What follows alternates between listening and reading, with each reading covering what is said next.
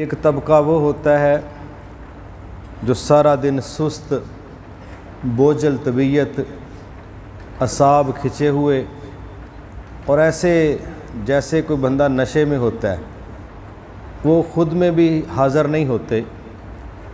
اور ایک وہ طبقہ بھی ہوتا ہے کہ جو ذہنی اور جسمانی طور پر فریش ہوتا ہے، حاضر ہوتا ہے۔ تو اس پر ایک بڑی خوبصورت وجہ بیان کی ہے رسول اللہ صلی اللہ علیہ وسلم۔ آپ نے فرمایا جب کوئی انسان رات کو سوتا ہے تو شیطان 3 گریں اس پر لگا دیتا ہے، جسے ہم پنجابی میں کہتے ہیں نا 3 گنڈا مار دیندا ہے۔ تو سب سے پہلی گرہ اس وقت کھل جاتی ہے جب بندہ رات کو اس کی آنکھ کھلے کبھی بھی، اور بالخصوص رات کے پچھلے پہر، تو وہ یہ دعا پڑھے، لا الہ الا اللہ وحدہ لا شریک لہ لہ الملک ولہ الحمد وہو علی کل شیء قدیر۔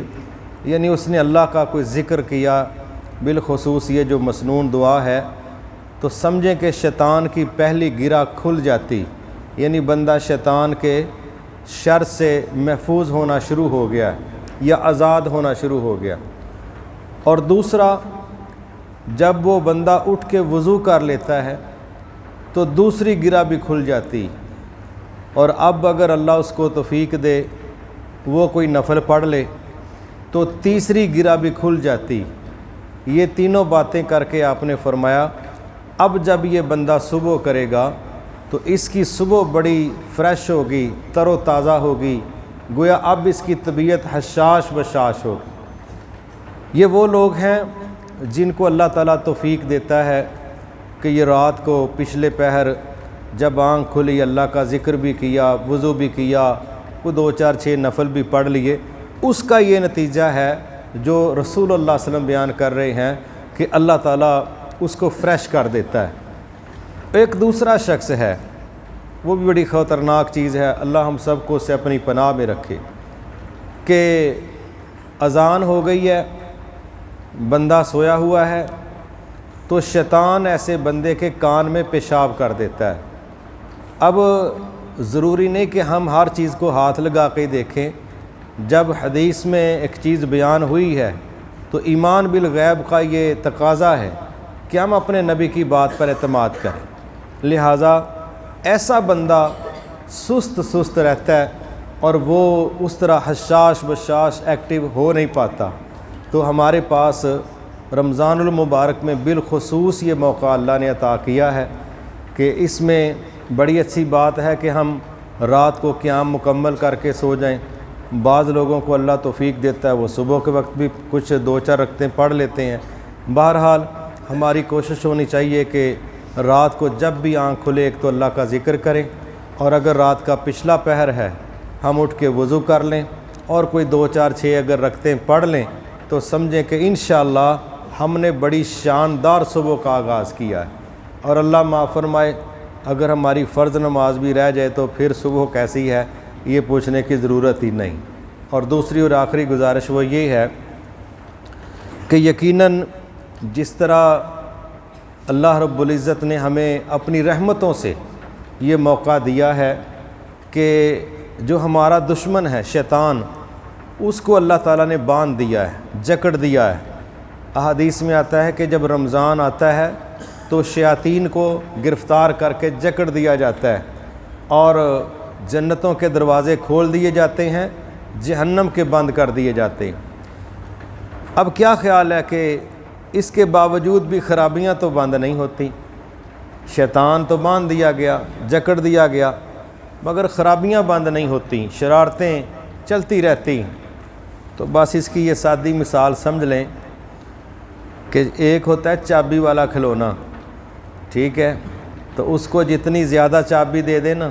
وہ اتنی دیر تک ناچتا رہتا ہے۔ تو شیطان بھی نا بندوں کو چابی دیتا ہے، بعض لوگوں کو وہ اتنی کمال کی چابی دیتا ہے مہینہ کتے بندے کڈ ہی جاندے ہیں، یعنی شیطان نہ بھی نیڑے ہوئے نا تو وہ پھر آندے نے انہاں کتے ہی کڈ ہی جاواں گے، بیٹری چارج ہوئی کوئی 4 سال ہے نہیں۔ اب یہ خرابی کیوں ہے؟ اس کی ایک بنیادی وجہ ہے ہمارے اپنے نفس کی شرارتیں،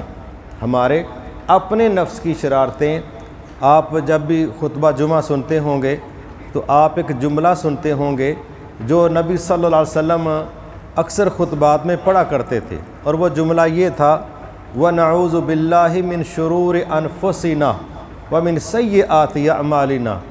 اے اللہ، ہم اپنے نفس کی شرارتوں سے تیری پناہ چاہتے ہیں، اور اپنے جو گناہ ہیں ان کا جو سائیڈ ایفیکٹ ہے، ان کا جو شر ہے، اس سے بھی تیری پناہ چاہتے ہیں۔ تو اللہ کے نبی کی ایک حدیث سے یہ بھی ملتا ہے کہ آپ دعا کرتے تھے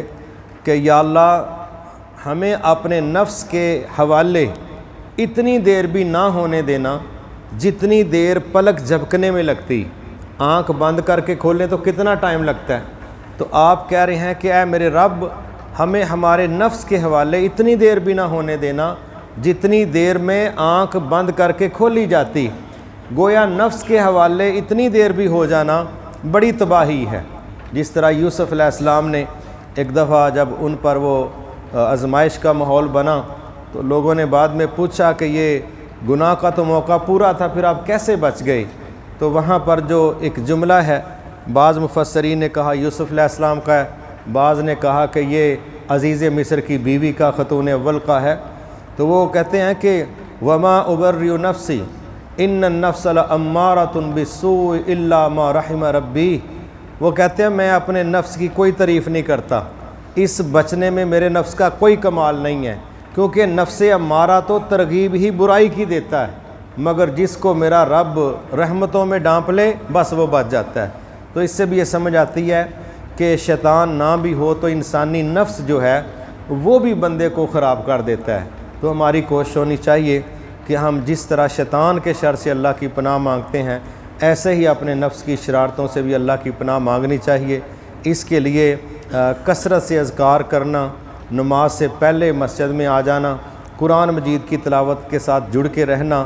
اور کوشش کرنا ہر نماز کے بعد آیت الکرسی پڑھ لی جائے، سورۃ فلق والناس اور اخلاص پڑھ لی جائے۔ تو یہ چند وہ اذکار ہیں جس سے انشاءاللہ ہم انسانوں کے شر سے بھی بچیں گے، شیطانوں کے شر سے بھی بچیں گے، اور اپنے نفس کی شرارتوں سے بھی انشاءاللہ بچیں گے۔ اللہ تعالیٰ آپ سب کی زندگیوں میں خیر و برکت نازل فرمائے۔ اللہ تعالیٰ آپ کے راتوں کے قیام کو، دن کے صیام کو قبول فرما لے، اور اللہ تعالیٰ ہمیں اس رمضان کو ایسے گزارنے کی توفیق دے کہ وہ ہم سے راضی ہو جائے، اور وہ جس معیار کا مسلمان ہمیں بنانا چاہتا ہے اپنی رحمتوں سے ہمیں پالش کر کے اپنے فضل سے اس مقام تک پہنچا دے۔ وما توفیقی الا باللہ العلی العظیم۔